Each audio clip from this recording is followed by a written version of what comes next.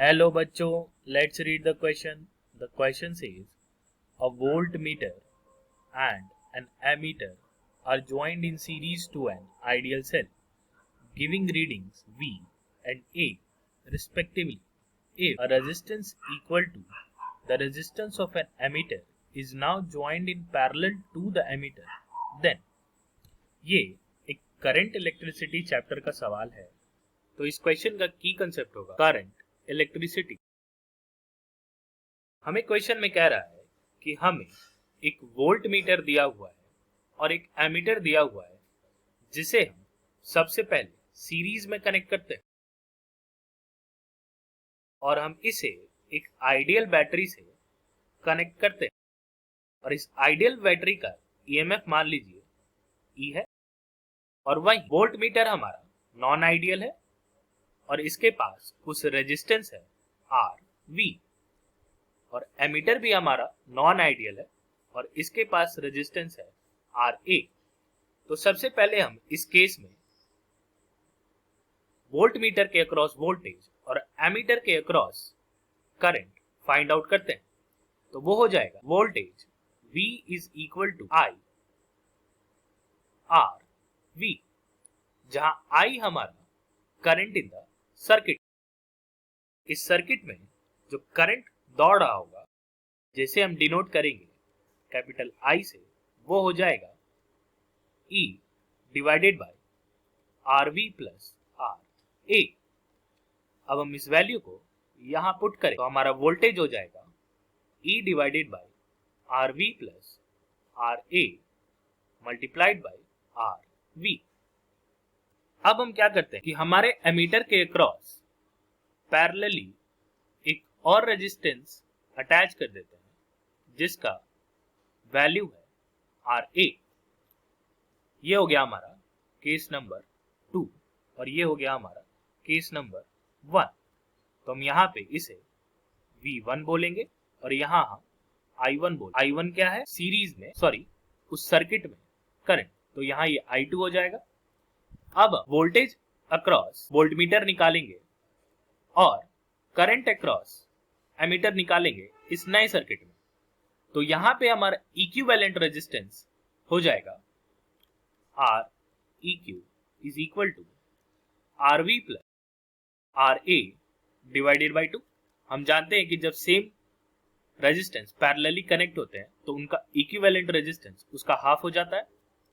तो अब हम करंट लिखेंगे इस सर्किट में I2 is equal to E divided by R V plus R A divided by 2। तो हम क्या देख रहे हैं कि डिनोमिनेटर हमारा I1 के कंपैरिजन में घट जा रहा है, तो यानी कि I2 की वैल्यू I1 के कंपैरिजन में ज्यादा होगी। ये अगर हमारा इक्वेशन नंबर 2 है और ये हमारा इक्वेशन नंबर 3 है, तो हम लिखेंगे on comparing equation number 2 and 3 we conclude that I2 is greater than I1। अब हम वोल्टेज निकालेंगे तो V2 हो जाएगा I2 मल्टीप्लाइड बाय RV और क्योंकि I2 इंक्रीज हुआ है तो V2 भी इंक्रीज होगा।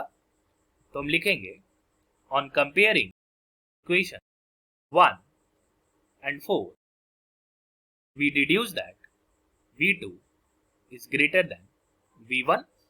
अब हम ऑप्शंस पढ़ते हैं। हमारा पहला ऑप्शन है V will not change, तो ये ऑप्शन गलत है। ऑप्शन बी कह रहा है V will increase slightly, तो ये ऑप्शन सही है। सी कह रहा है A will become exactly half of its initial value, तो ये ऑप्शन हमारा गलत है। आप वैल्यूज पुट करके आंसर निकाल सकते हैं। और डी कह रहा है A will become slightly more than half of its initial value। Option D हमसे सबूत मांग रहा है इस बात का कि ये साबित करिए कि सेकंड केस में जो एमीटर के थ्रू करंट पास कर रहा है वो स्लाइटली ज्यादा है, half of the initial value.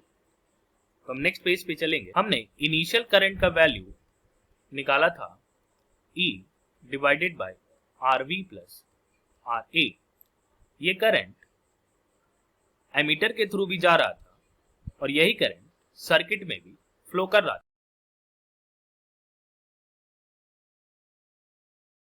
और सेकेंड केस में हमने सर्किट के वायर्स में जो करंट फ्लो कर रहा है उसका वैल्यू निकाला था RV plus RA divided by 2. This is the current flowing in the circuit